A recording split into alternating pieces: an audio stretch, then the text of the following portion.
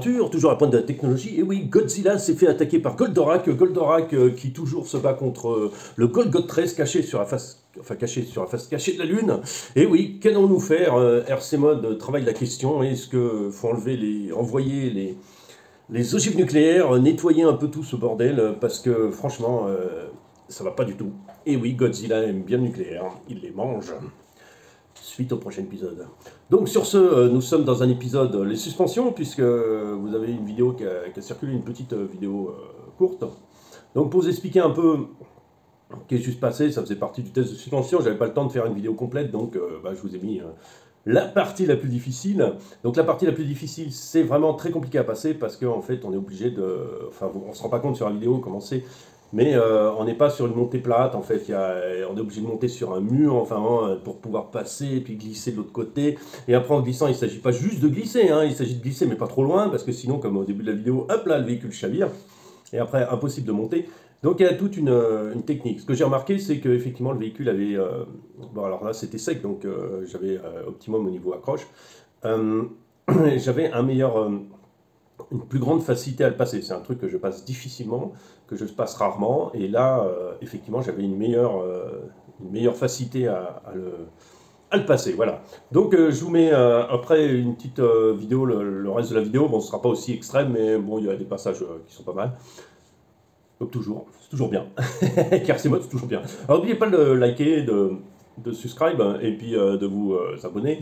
Et puis de mettre la cloche des petits commentaires si vous voulez être au courant de ma prochaine vidéo qui sortira par petite annonce. Si ça vous intéresse, et puis partagez surtout. Ce serait dommage que le monde entier rate mes super vidéos. Comment faire avec un Uncho qui n'est pas un Uncho? Comment faire un véhicule aussi extrême? Alors, je vais vous parler un peu de tout ça. Déjà, il y en a un qui m'a demandé le montage, comment j'ai fait ça. Je ne sais pas si je l'ai détaillé, il me semble, dans une ancienne vidéo, mais ça, c'est les parties du Uncho que vous avez sur le pare-choc. Vous vous souvenez, le pare-choc est assez en avant.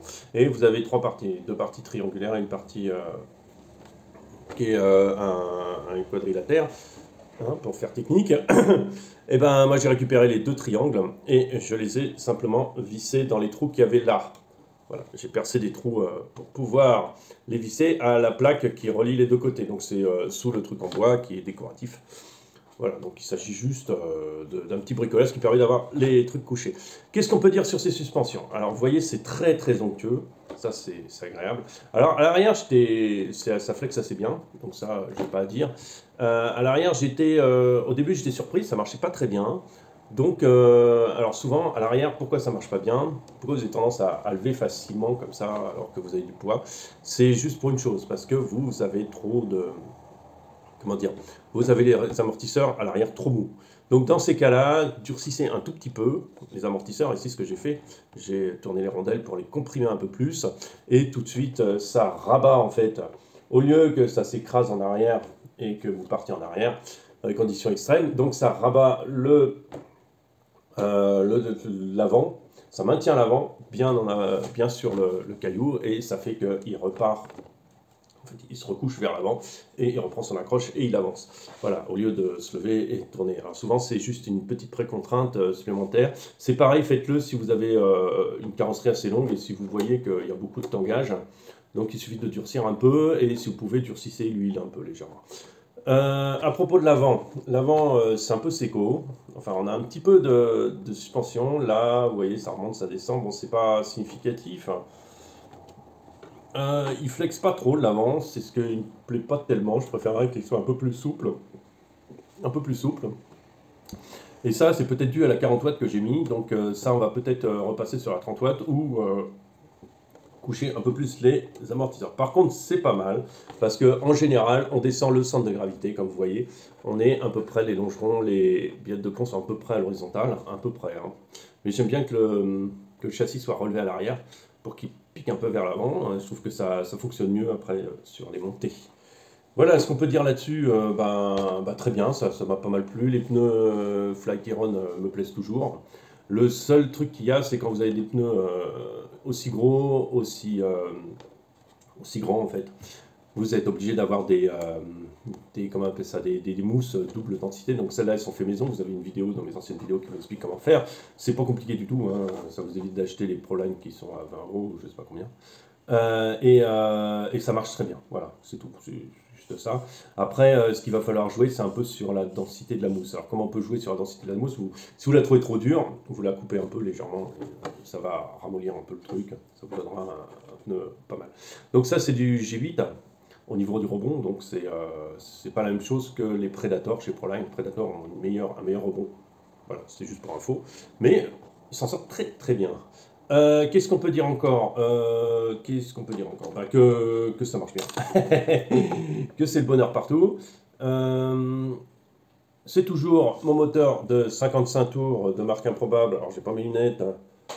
Ouais, donc, c'est un moteur 55 tours en brochette, le 1080. Alors, on m'a posé une question, comment on peut trouver un variateur qui fait pas de bruit? Alors, la variateur, je sais pas si c'est vraiment, ça vient du variateur en fait.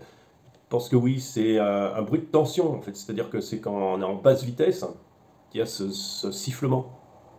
Parce que la tension augmente et le moteur tourne pas ou tourne peu. Donc il y a ce sifflement, je pense que vient de là. Alors les spécialistes pourront peut-être compléter ou me dire que je me trompe comme d'habitude. Vous avez le droit, hein, pas de problème. Mais voilà, donc c'est juste à basse vitesse. Après, à partir du moment où on passe à grande vitesse, c'est bon. Après, chez Olmes Hobby, vous avez des variateurs spéciaux pour ça qui font pas de bruit. Parce que chez Olmes Hobby, vous avez quand même des trucs qui font un énorme bruit. Donc voilà, donc ça c'est... alors je sais pas si c'est systématique sur tous les véhicules, je sais que Betty siffle un peu aussi à basse vitesse. J'ai un autre variateur, j'ai deux autres variateurs, donc il faudrait que j'aille vérifier. S'il siffle ou pas, il me semble pas, moi je suis habitué et puis ça me dérange pas plus que ça. Après il y a un tel bruit de roulement de des engrenages que de toute façon on n'entend plus. Voilà, le cerveau est sur le pont, c'est un cerveau de Power Hobby et c'est un 25 kg qui est largement suffisant. L'engin fait 2 kg 180, je peux le descendre plus bas, il y aura un nouvel essai, je veux essayer quelque chose d'inédit, enfin pas inédit mais d'aller contre la logique parce que j'ai envie d'essayer un truc et passer en super light, je pense que je vais passer sous la barre des 2 kg et je voudrais savoir ce qu'on va être gagnant dessus au niveau du passage, si on gagne 300 grammes sur la machine. Je pense qu'on peut avoir vraiment encore un meilleur comportement et encore un meilleur résultat. Voilà, sur ce, c'est tout ce que je voulais vous raconter. Je vous mets la vidéo est juste derrière et puis je vous dis à très bientôt et merci d'être toujours fidèle. À bientôt.